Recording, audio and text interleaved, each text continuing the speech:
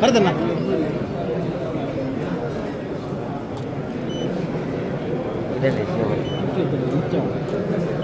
ಎಪ್ಪತ್ತನೇ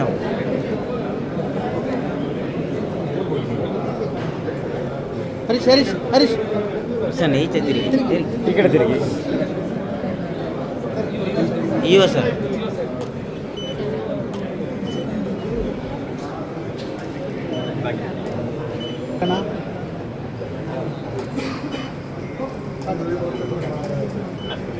ಬುದ್ಧಿ ಒಂದು ನಿಮಿಷ ಮಾತ್ರ ಸೇರಿಸುತ್ತೆ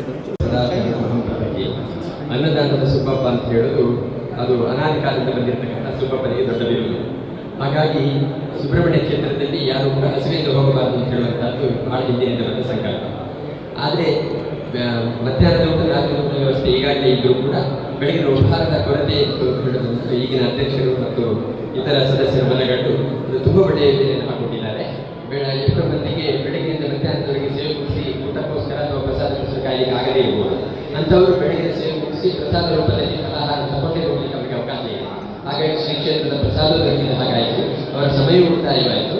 ಹಸಿದ ಹೊಟ್ಟೆಗೆ ಸುಬ್ರಹ್ಮಣ್ಯನ ಅಂಗಡಿಯಿಂದ ದೊಡ್ಡ ಪ್ರಸಾದವು ಸಿಕ್ಕಿದ ಹಾಗಾಯಿತು. ಹಾಗಾಗಿ ಎಲ್ಲರೊಳಗೂ ದೇವರಿದ್ದಾನೆ. ಆದ್ದರಿಂದ ಜಡವಾದ ಪ್ರತಿಮೆಯಲ್ಲಿ ದೇವರನ್ನು ಪೂಜೆ ಮಾಡುವುದರ ಜೊತೆಗೇನೆ ಚೇತನಾತ್ಮಕವಾದ ಪ್ರತಿಮೆಯಲ್ಲಿ ಪ್ರತಿಯೊಂದು ಜೀವರಾಶಿಗಳು ಅವರಲ್ಲಿಯೂ ಕೂಡ ಆಹಾರದ ಮೂಲಕ ಅವರು ಸಂತೋಷಪಡಿಸಿದರೆ ಅವರೊಳಗೆ ಭಗವಂತರು ಕೂಡ ಸಂತೋಷ ಪಡ್ತಾನೆ ಅಂತ ಹೇಳುವುದು ಶಾಸ್ತ್ರವಚನ. ಹಾಗಾಗಿ ಒಂದು ಒಳ್ಳೆಯ ದಿನದಂದು ಇವತ್ತು ಹರೀಶ್ ಜಾಗಿಯವರು ಮತ್ತು ಇತರ ಸದಸ್ಯರ ಸ್ಫೂರ್ತಿ ಮತ್ತು ಉತ್ಸಾಹದ ಫಲವಾಗಿ ಅರವಿಂದ ಅಯ್ಯಪ್ಪ ಗುಂಡೆ ಅಯ್ಯಪ್ಪ ಅವರದ್ದು ಕೂಡ ಸ್ಫೂರ್ತಿಯ ಫಲವಾಗಿ ತುಂಬ ಒಳ್ಳೆಯ ಕಾರ್ಯಕ್ರಮವನ್ನು ಆಯೋಜಿಸಿದ್ದಕ್ಕೆ ನಮ್ಮ ಅಭಿನಂದನೆಗಳು.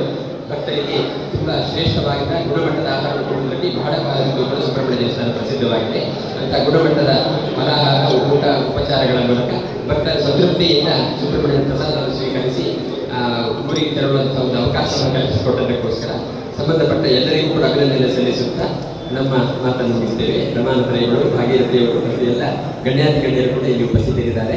ಅವರೆಲ್ಲರ ಸಮ್ಮುಖದಲ್ಲಿ ಅಧ್ಯಕ್ಷರ ನೇತೃತ್ವದಲ್ಲಿ ಎಲ್ಲ ಸದಸ್ಯರ ಸಹಯೋಗದಲ್ಲಿ ಈ ಕಾರ್ಯಕ್ರಮಕ್ಕೆ ಅಭಿನಂದನೆ ಸಲ್ಲಿಸುತ್ತಾ ನಿರಂತರವಾಗಿ ಒಳ್ಳೆಯ ಕೆಲಸಗಳು ಯಾವತ್ತೂ ಕೂಡ ಆಗಿ